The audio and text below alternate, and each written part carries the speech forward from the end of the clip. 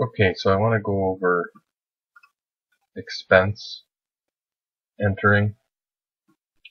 I logged in here, and the expense log is what you want to use. And we have a couple type of common expenses. Mileage and gasoline are the two most common. Mileage is directly billable to projects. Gasoline is not. So I'm going to show you how to enter some expenses. So you go to Time and Expense, click on the Expense Log tab, click on New, and I'm logged in here as Patrick Boggs. He's going to be our example today. And I'm going to enter some mileage on the Donna project.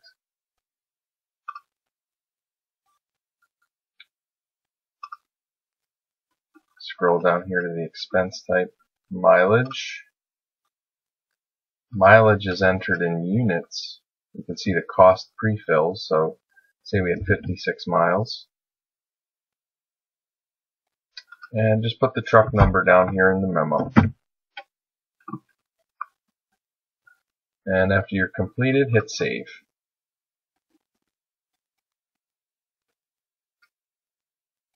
And we're going to do a new entry. And we're going to enter a gas expense on a company vehicle. That's overhead, so that's billed to JOS Hunt. Expense is gasoline. And we're entering dollars here, so we're going to enter cost. This is the cost off your credit card receipt.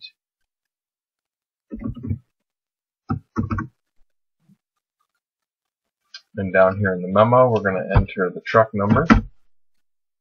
Now, if you purchase this out of your own pocket and you need to be reimbursed, check reimbursable. If it was purchased on a company credit card, do not check reimbursable because it was charged on a company credit card.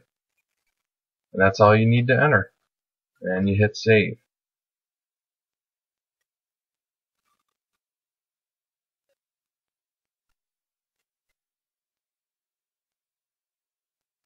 Now in the expense log view, you can click back and forth between your entries. But if you want to see everything, go to Simple Expense Log, and this looks more like a timesheet with your expenses. I do not recommend that you enter your expenses here because it's kind of confusing. But you can see what's been entered, and if you need to make a change, you can. Now, you might ask, why is this a 1 and why is this 56? Well, this is in units. If you click Amount, it will show the gas charge and amount. Red means unbillable. Black means it's billable. But now we're in the units of amount. That's kind of what makes this page a little difficult. But if you get used to this, you may also use it. I find it easier to enter the expenses from the expense log. Here's a summary. You can also see what's been entered. And you can see a list. Let's enter one more. Let's say I purchase a pair of gloves for work. That's an overhead expense. And that's miscellaneous. And the cost of those gloves, say, were $18.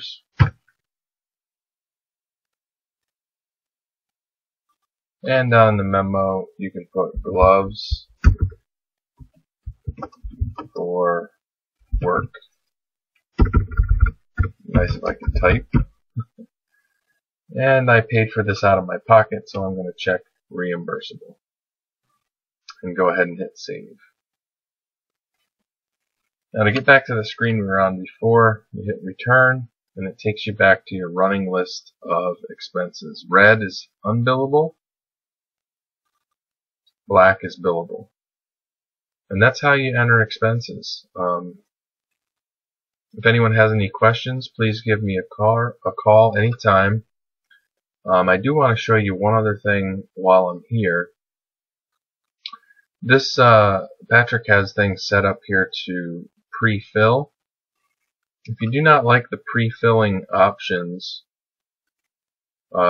first you can clear. Under options you can clear blank rows. Internet connection here is a little slow.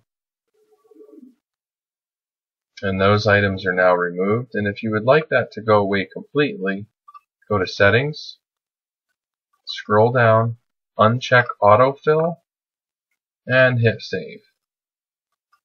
Now maybe Patrick likes this, so I'm going to put it back the way it was and hit Save again.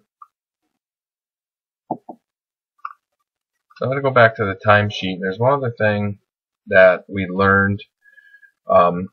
As we go forward, the project IDs are going to become project numbers. And I recommend you all change to View by Project Name. You see now it's View by Project ID. Under Options, View by Project Name. And the project ID and the project name are basically very similar now, but as we go forward, that will change. And I'll show you an example of that.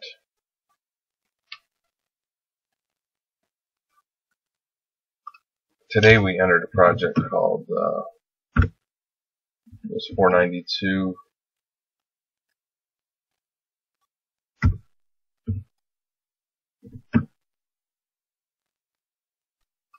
Well, I'm not quite sure what it was.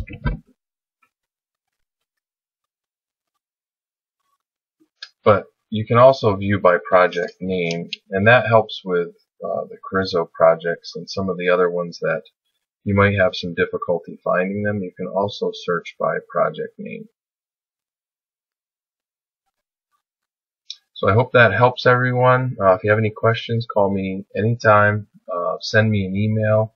That's the preferred way, and then I can usually make the fix or have it corrected and let you know by email that it's been corrected.